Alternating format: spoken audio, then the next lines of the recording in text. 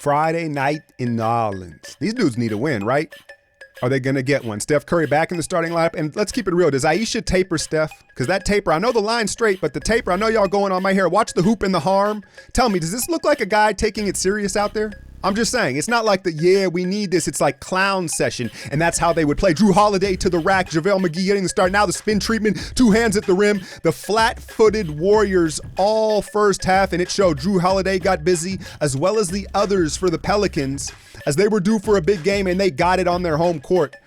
The Pelicans got Golden State, and I think every statistical category, including rebounds and assists. Rondo, 21 of them on the night, but there was a silver lining. We saw China Clay in the second quarter. He started netting threes, the aggression, the unflackableness, but you see Sean pinned deep on a 7-footer, and then it's AD on the glass, 18 of them bitches on the night, as he finally had a breakthrough game back in the Bayou. Here he is with the soft touch, getting the and one call. But if you're a Pelicans fan, I think what you can be happy about is getting this win and still not really getting a home whistle, only shooting 12 free throws. Here's Clay out showing the new additions to his game, the stride and glide to the rim, and he was really the only Warrior who showed up offensively in this game. Third quarter's where it got ugly. The miscommunication, Mirotic 16 points in his best game of this series. But watch Clay and Draymond here. Are we switching or are we not? That's just too easy for the future MVP Anthony Davis at the rim. A lack of communication and a lack of effort versus a desperate, hungry team at home is the perfect storm for a blowout, and that's what we got on this night. You see Anthony Davis cleaning it up.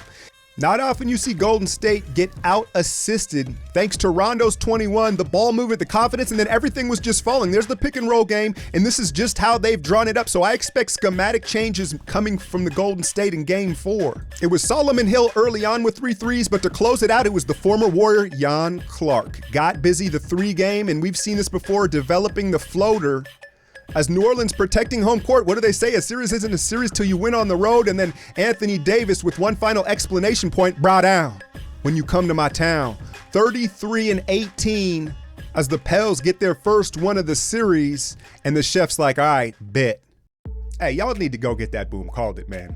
Oh, it's really like gambling without risk. And what you're doing is you're picking live games. And as long as you're picking winners, your points are ranking up. Now, the top 20 each week get a cash payout. But there's a special competition going on right now. The first person to 1,000 points in a week, that's $1,000 cash in your pocket.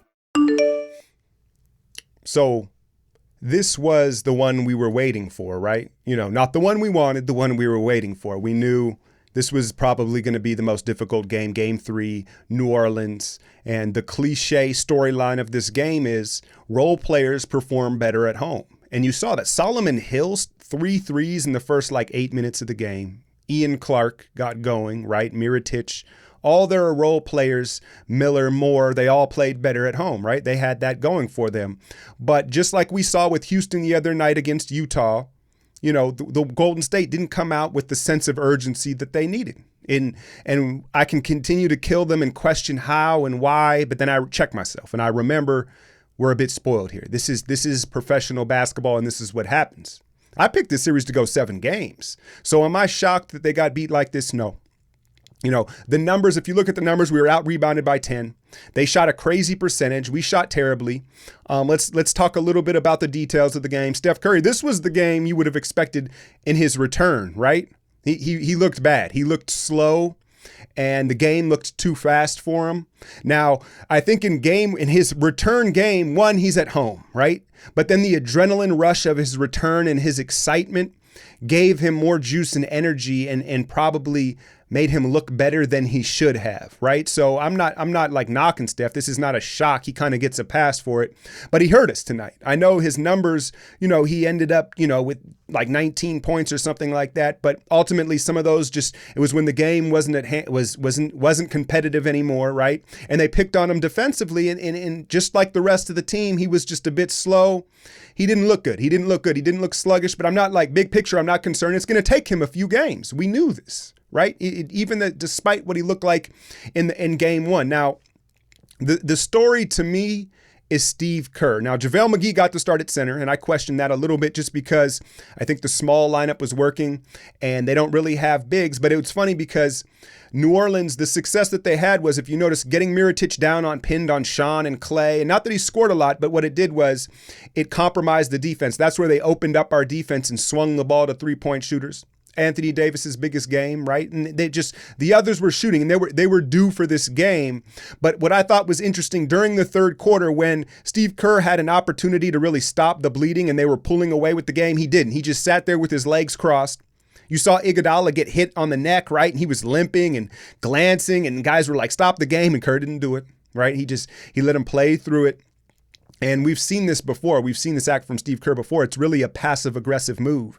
And what I think he is doing is he basically wanted his team to be blown out as bad as possible. He knew if trying to rally the troops, and it's the Phil Jackson philosophy because he comes from that coaching tree, right? But instead of rallying the troops and maybe losing this game by 12, 13 points or something like that, it doesn't put the necessary sense of urgency back in the team that he wants. So I thought he purposefully let the lead balloon in the third quarter, which is fine.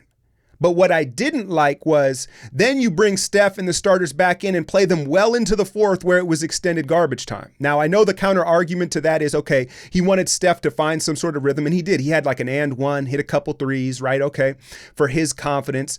But I'm not of that belief. I feel like if you're going to concede the game and let them roll us, then you put Bell out there. You put, Zaza, whoever's going to be out there, Quinn Cook. And what about letting them maybe find a rhythm? See if you see something with them. So I know that he and I are from two different schools of thought when it comes to that, but that's what he did. Instead of trying to stop the momentum on the road, because the Pelicans crowd, shout out to them, they were strong, right? He just let them balloon that lead up, and he was like, yeah, see, y'all ain't as good as you think you are. So that was very much so on purpose. The silver lining in this game to me, though, was Clay. Right. I know he 20 points in the first half, and shout out to him because he looked off to start off, but he was unflackable in his confidence and his belief in his skill set. And he continued to shoot. He ended up with 20 in the half and really kept us in it in that first half. But you saw it. It was visible, the effort level difference between the two teams. And it's very predictable. Now, game 4 Sunday, that's going to be the question. This was the game you circle and you say, oh, the Pels will probably win this game. Game 4, are they going to even things up and really make things interesting? Is Steve Kerr going to make any adjustments? Because Kevon Looney, Sean Livingston, and Andre Iguodala, he's gone 8 deep right now with Steph back. David West really didn't play. And I wonder if he's going to alter things. I also know Kerr is kind of the old school thought of, I'm not going to change, you change for me. And it's kind of like a thing like, so how quickly will he alter the rotation or things in the lineup? Because you saw like Moore and Ian Clark, and with our bigger lineups, they were really getting to the bucket and hurting us, man. But, big picture, am I freaking out? No. And Warrior fans, you shouldn't either. This was almost expected. Now, game 4 is going to be a different story. If they come out and it's an outcome similar to this, then maybe you can worry a little bit. But again, these are the playoffs. This is what makes it fun, the competitiveness. No one's going to roll over. Rondo, watch yourself. I will say that. Rondo, watch yourself, because the type of shit he does is pussy. I will say that the tripping and he's trying to bait. So shout out to Dre. How many shout outs do I have in this damn video?